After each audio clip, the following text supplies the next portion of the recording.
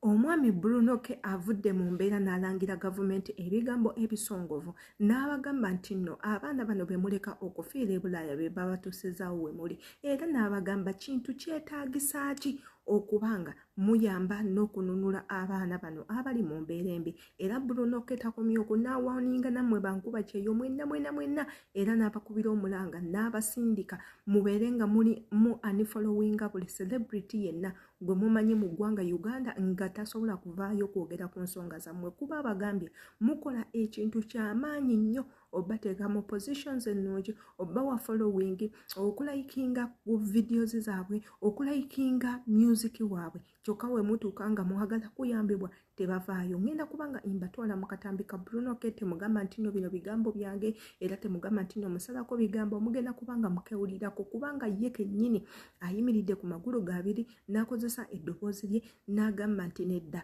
gavumenti muli bantu babi nnyo lwaki temwagaliza abaana bano kubeera mu bulamu bulungi kubanga bayina ekyamaanyi kye bagatta ku nsi yaffe lwaki temwagala kubanga babayamba bwe babasaba obuyambi tugendako mu katambi ako naye nga tetunaba kagenda mu njagala ojjukira nti yenze Sheila Adit ali waneno mu baweereza ky'olina okukola beera nga osubscribinga ku YouTube channel yange ekigambo nkikuteera waawo subscribe kwata ku notification bell eri awo waggulu egenda kubanga ekuyambako bulungi nnyo ate era nga buli video gye tuteekayo ebeere ng'ekutuukako abali mu nsi ez'enjawulo imbaagala nnyo mwebale kubanga mwekumira ku YouTube channel yange bw'oba ng'obadde tunaba ku subscribinga weeyambise time eno osubscribinge ng'obudde tebunnayira kubanga buli video gye tuteeka ku neno y'amakulu ate era tolina gimisinga kubanga osobola okufunamu ekyo kyonna kye weetaaga muganda wange weekuumireko tusooke tugendeko mu katambi ka Bruno ke ate era tukomewo tumale tukwogereko tulabe ki ekirina okukolebwa ensonga z'abankuba kyeyo ze zikutte akati tulina kukola tutya katusooke tugendeke wa Bruno.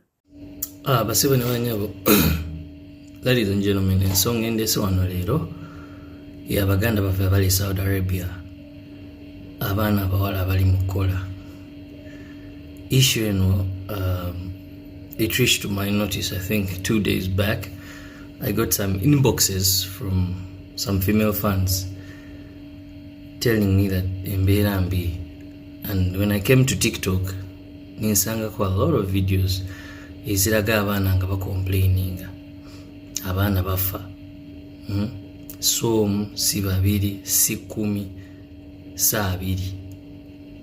There are so many being tortured. Some have ended up in hospitals, others are dead. But then some government officials aren't you seeing these things? Ebintu bino tembiraba temula nti abaana bano babonaabona mbayambe. How many Ugandans have to die for the government to care? Kitegeera ensi ezimu kati ng'emabegakaawo nalabako waliwo ensi gye bawambira omunansi waayo ni getting involved. Try to treasure the lives of these people. These girls have spoken online, they have cried for you. Babeegayiridde mubayambe nimwefudde abatabayamba okitegeera ate temutandika blame game nti ki ekibatwalayo mbeera mbi okitegeera mbeera mbi yawo wano singa wano waliwo emirimu singa tebagendayo. Members of Parliament, I see you here on TikTok abamu kumwe mwogereyo ensonga z'abaana muzoogereyo ngenda kukaabira omukulembeze honorable wange honorable Balimwezo nkulaba ku TikTok banaye abaana bali bubi abaana be Saudi Arabia mbayambe bano ba agent bapatula tebabafaako. Public figures, celebrities, you people have really disappointed and let down your fans. You never speak for these people when they need you. You pretend like you're not seeing anything. The only time I saw public figures speaking is when we echintunga buli mwacho ogerako Pretty Nicole bamukubye you all went. It was good.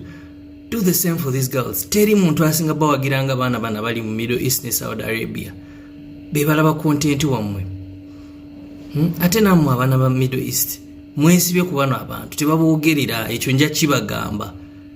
Support the people who speak for you. I'm not asking you to support me, but there are so many celebrities and public figures who speak for you. Give. My name is Jabari. Come on, so I'm ready. National Jesus. kisuse banange baganda baffe abetwaleka mu nsi z'abawalabu nga baggwawo. Banange baganda baffe baggwawo naddala bali mu Saudi Arabia. Banange baganda baffe bafa. Ne banange kyenneewuunya kyenneebuuza gavumenti teraba kigenda mu maaso. Gavumenti teraba kigenda mu maaso nti abaana baggwawo. Lwaki mutusuulirira otuuka ku ekyo? Kyemwagala ogamba tetulina kye tugatta ku ggwanga, abaana bali mu nsi z'abawalabu tebalina kye bagatta ku ggwanga, ng'abaana bo bawa omusolo. Omwana agenda sindika kakadde bakatemeko $3,000 bamuwe 7. Tezigenda genda ku famire ye, tezigenda genda muzigenda kuyamba bakateyamba, abaana bali ku street nabo bajjudde teri ayamba. Kwegamba sente tetumanyi gye ziraga. Ezo sente tetubuuza ziraga waze mututemako nga tezisobola kuyamba baganda baffe bafina mu nsi z'abawalabu. Gavumenti mukutte abantu ne mubateeka mu mawofiisi batukiikirire mu nsi z'abawalabu. Mubajjeeyo abamu babasanze balunda nte, abamu basanze bakola ki, tebalina kye bakola. Mubateeseyo olw'okuba mubamanyi. Mama mubalinako oluganda ffe baganda baffe mwe mulye muzimbe embuto. Naye oba omanyi nti bakuteeka mu office okiikirira bannayuganda naye nga tolina kyogenda kukola tokisobola. Bannange va mu office. Temukawa sayininga mirambo nti kati leero baleese guno gufuluma. Musayiningeko ku bintu ebiruma abannayuganda. Mukole ku nsonga zammwe okusiga sayininga emirambo gifuluma buli kasi. Bale baganda baffe bafa. Baganda baffe bafa. Gavumenti muteeka abantu abatuufu mu zi offices. Mulekerawo oteekamu baganda bammwe. Mukwate omwana nti yaliko Kadama oba Sekadama yayitako mweyembera gwe muba muteeka mu office kuba gy'amanyi ekyokukolera omunnayuganda. Bannange abaganda baffe bafa. Baganda baffe bafa naye mutuyambe. Tukola olaba emirambo gy'abaganda baffe. Abaana abo balina kye bagatta ku ggwanga bawa omusolo. Omusolo gwe mutema gwe muba mukozesa obbako myawo nga balaajanye. Ate namwe Bakadama bamuyina empisa embi. Oba mulowooza muli bulungi mu kiyumba omwana najja n'alaaja naano ku intaneti ne mudda mu comments ne mutandika okubolooga. Toyina kyotugamba lekera ovunza abawalabu manye ennaku yo biki omwana avuddeyo alaajanye waba afudde nga mutaliko typing rest in peace nga. Bannange munafu abavuddeyo n'alaajana tuyimukire wamu. This is too much. Baganda baffe bafa baggwawo mu bintu ebyekisiru. Ate kati abannayuganda bafudde luno kuba bali abantu bakimanyi gavumenti yaffe enfu terina kyegenda kukolawo. Naye bantu mwe mugenda kufa bubi. Mulaba nti baganda baffe babafumita biso babawa butwa. Naye mazima gali nti mugenda kufa.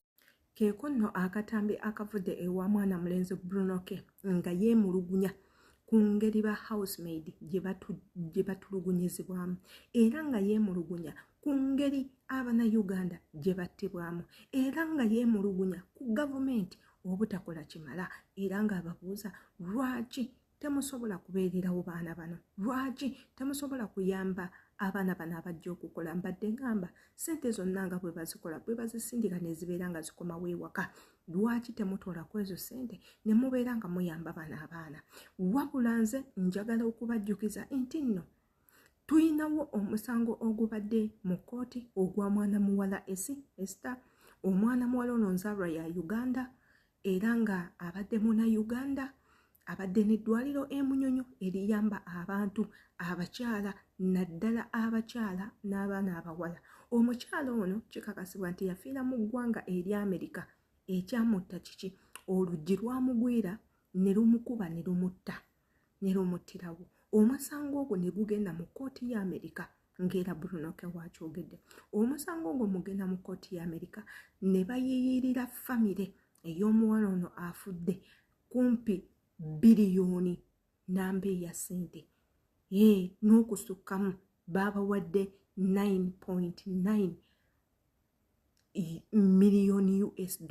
Ezo ssente nnyingi, wafe biliyoni 36 ez'ensi yaffe Uganda. Era ssente ezo bwe baazifunye ne bagabanyaako maama ne bamuwaako miliyoni 3 mu something, taata ne bamuwaako miliyoni nga 7. Yes, nga 7.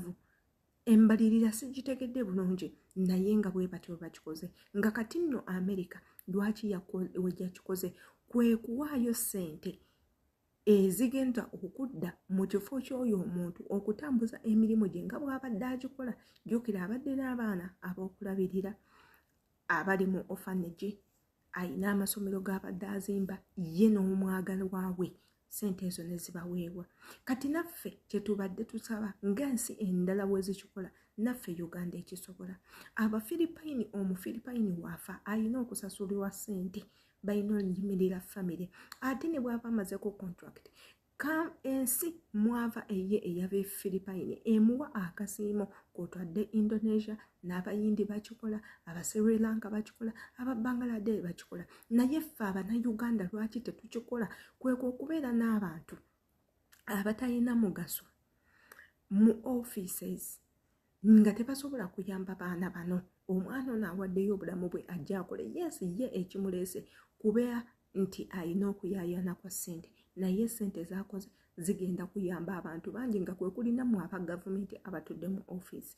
Nze bwe ndaba ebintu ebigenda mu maaso mu nsi yange Uganda binnenyamiza, ne mpulira nga n'ojjiko wanjikooye, ne mpulira nga saagala kuyitibwa Munnayuganda, ne mpulira ennyiike, era ntuuka ne wali ne ŋŋamba singa ensi zinene eza Buwarabu tezibadde emutte mulingi nga tebatta nnyo bantu, nandisigadde eno. Singa ensi zino ez'Obuwarabu tezibaddeemu racism y'amaanyi, kamanyiro na kujooga kw'amaanyi eri abantu abalala naddala nga si bakalaba yaabwe, nandisigadde eno ne neekolerera, kubanga Uganda teri future. Yenze Sheila Adita commentinga ku video eno ng'okozesa erinnya lyo, ekifo mw'owangaalira, tumanye ki ky'olowooza katambika n'eno. Njagala okijjukire nti bw'oba subscribe nze kirungi nnyo, kijja tuyambako naddala nga okutte ku notification bell eyo nti buli video gye tuteeka yegenda kubanga ekutuukako. Embagala nnyo.